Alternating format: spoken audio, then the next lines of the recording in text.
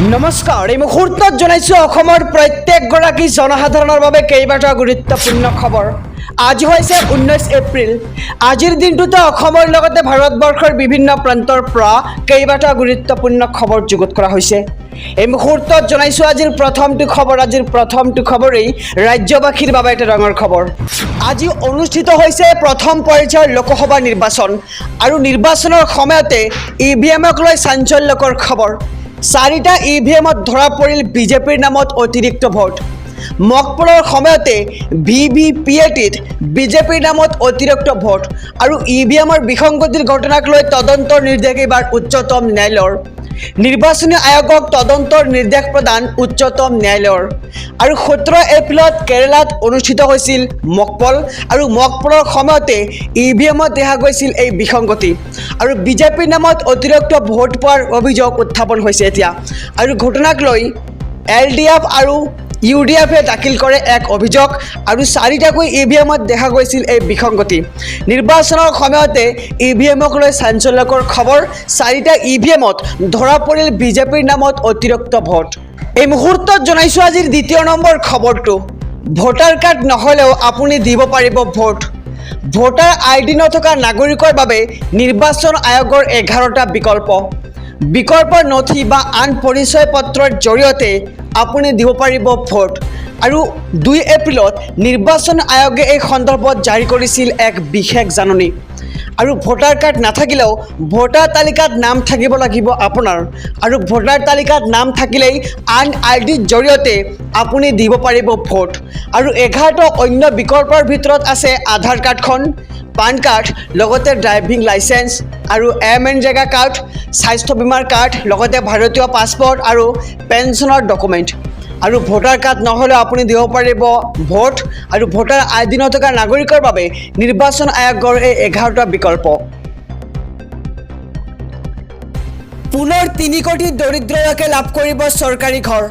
PMAY আঁচনিৰ অধীনত লাভ কৰিব আপুনি চৰকাৰী ঘৰ।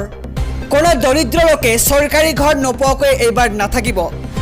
দৰিদ্ৰতা নিৰ্মূল কৰাৰ বাবে চৰকাৰে ল'ব এক বৃহৎ পদক্ষেপ। সকলো বৃদ্ধ দৰিদ্ৰ লোকৰো চিকিৎসা কৰাৰ আশ্বাস এইবাৰ প্ৰধানমন্ত্ৰী নৰেন্দ্ৰ মোদীৰ। নলবাৰীত নিৰ্বাচনী প্ৰচাৰ চলাই এই মন্তব্য কৰে প্ৰধানমন্ত্ৰী নৰেন্দ্ৰ মোদীয়ে। আৰু পুনৰ 3 কোটি দৰিদ্ৰ লোকে লাভ কৰিব চৰকাৰী ঘৰ আৰু PMAY আঁচনিৰ অধীনত আপুনি লাভ কৰিব চৰকাৰী ঘৰ। হোৱাটছএপত আহি গ'ল এটা ডাঙৰ সুবিধা। ড্ৰাইভিং লাইচেন্সৰ বাবে আপুনি যাব নালাগে কাৰ্যালয়লৈ। আপুনি পান কাৰ্ডো বনাব পাৰিব এটা মেছেজৰ জৰিয়তে।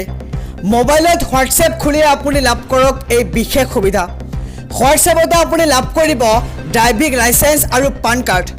আহি গ'ল এই নতুন সুবিধা হোৱাটছএপৰ। মাত্ৰ আপুনি HI অথবা হেল্ল' লিখিয়েই লাভ কৰিব সুবিধা।